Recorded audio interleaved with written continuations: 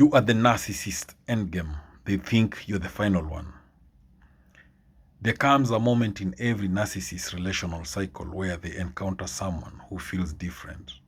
Not just another admirer, not just another source of validation, but someone who seems to complete the picture. That person is you. To you, it may feel like destiny. To them, it feels like conquest. Now, this is the paradox of being the narcissist endgame. You are not simply loved, you are targeted, not in a malicious, obvious way at first, but in a deeply psychological, calculated manner that even they may not fully understand. Because narcissists don't just want relationships, they want resolution. And they believe you are the one who will finally give it to them. Why do narcissists see you as the one? A narcissist doesn't fall in love the way healthy individuals do. Their version of love is rooted in unmet needs, unresolved wounds, and a constant hunger for validation. When they meet you, something clicks. You might be emotionally intelligent, deeply empathetic, loyal to a fault, independent but nurturing, strong yet soft. To them, you represent balance. You are everything they are not, but wish they could be. And more importantly, you are someone who reflects back to them an idealized version of themselves. They don't just see you, they project onto you. In their mind, you are the person who will never leave. You are the one who will finally understand them.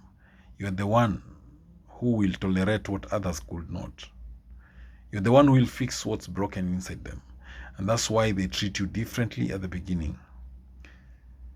Now, the intensity of the idealization phase. When a narcissist believes you're their endgame, the love bombing is on another level. It's not casual, it's overwhelming.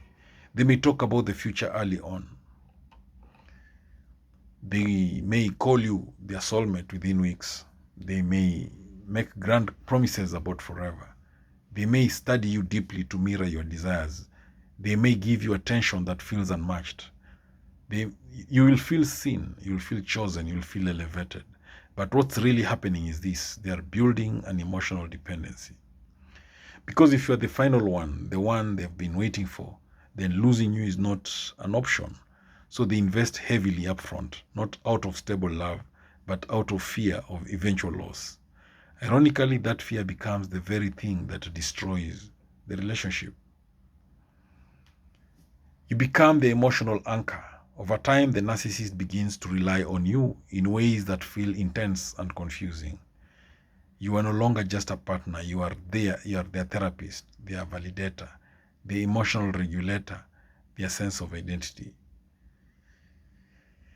They may come to you for everything: approval, comfort, reassurance, direction. And at first it may feel meaningful. You feel needed, important, central to their world. But slowly the weight becomes heavy. Because they're not just leaning on you, they are depending on you to hold them together. And no human being can carry that indefinitely. Now, the shift when you stop being perfect. Here's the truth: no one can live up to a narcissist fantasy forever. Eventually, you set a boundary. You express a need. You disagree with them. You fail to meet an expectation. And in that moment, something shifts.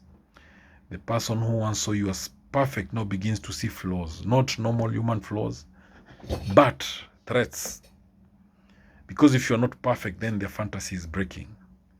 And if their fantasy breaks, they're forced to confront reality, the very thing they avoid at all costs.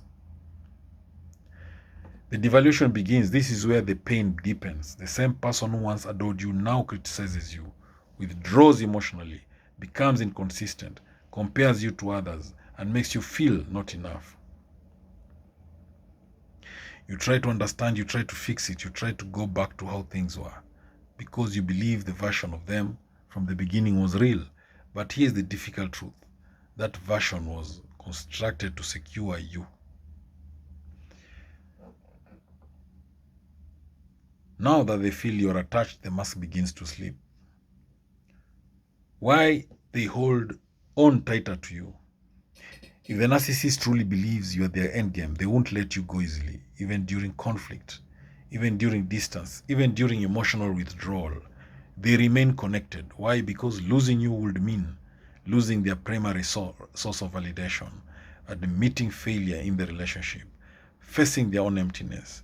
So they oscillate. They may pull away, then come back intensely. They may hurt you, then apologize deeply. They may distance themselves, then claim they need you.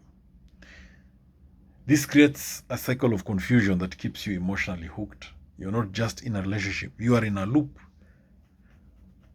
When a narcissist believes you're the end game, you start losing yourself. Being the narcissist's final one comes at a cost. Without realizing it, you may begin to prioritize their needs over your own. You may begin to silence your voice to keep peace. You may begin to question your own reality. You may begin to feel responsible for their emotions.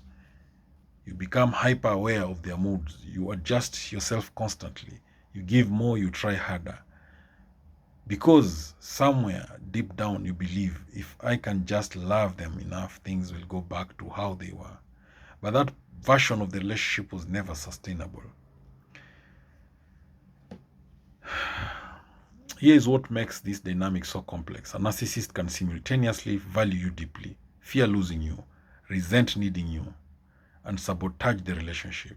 They may genuinely believe you're the one, but their internal instability prevents them from maintaining a healthy bond. So they push and pull. They may love and hurt. They may stay and withdraw. It is not because you're not enough. It's because they're not internally stable enough to sustain what they claim to want. Now, when the narcissist believes you're the final one, when you begin to wake up, at some point you start to see patterns. You notice the inconsistency, the emotional highs and lows, the lack of real accountability, the way you feel drained rather than fulfilled. And something inside you shifts. You begin to question, is this love? Why do I feel worse over time? Why am I the only one trying to fix this? Now, this is the beginning of clarity. And it is also the moment the narcissist senses a loss of control. When they realize you might leave, this is critical. When a narcissist believes you're the end game, your potential departure triggers panic. They may intensify affection suddenly. They may make promises of change. They may become more attentive. They may recreate the early stages of the relationship. This is not always manipulation in a calculated sense. It is often a reaction driven by fear. But here is the key question. Does it last? In most cases, no. In most cases, no. It doesn't last.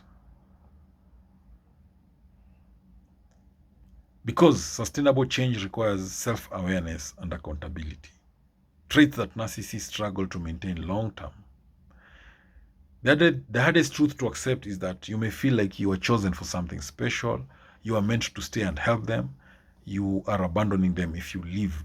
But the truth is this, being their endgame does not mean you are their healthy match. It means you fit into their psychological pattern more deeply than others, and that's not something you are meant to sacrifice yourself for. The moment you step out of the cycle, everything begins to change. You start to reconnect with your identity. You start to set boundaries without guilt. You start to recognize your worth outside the relationship, and you start to see the situation with clarity. You realize that love should not feel like constant effort, confusion, and emotional exhaustion. You are not meant to complete someone else. You are meant to be whole on your own and to share that wholeness with someone who can meet you there. The final reflection is that you may have been the final one, yes, the one who stayed longer than others, the one who gave more than others, the one who understood them more deeply than others. But that does not mean you are meant to stay forever. Sometimes being the end game simply means you're the one who breaks the cycle, the one who finally walks away, the one who refuses to lose themselves. And in doing so, you don't just end the relationship, you end the pattern. Thank you for watching this video. I hope you've learned a thing or two. Please subscribe to my YouTube channel.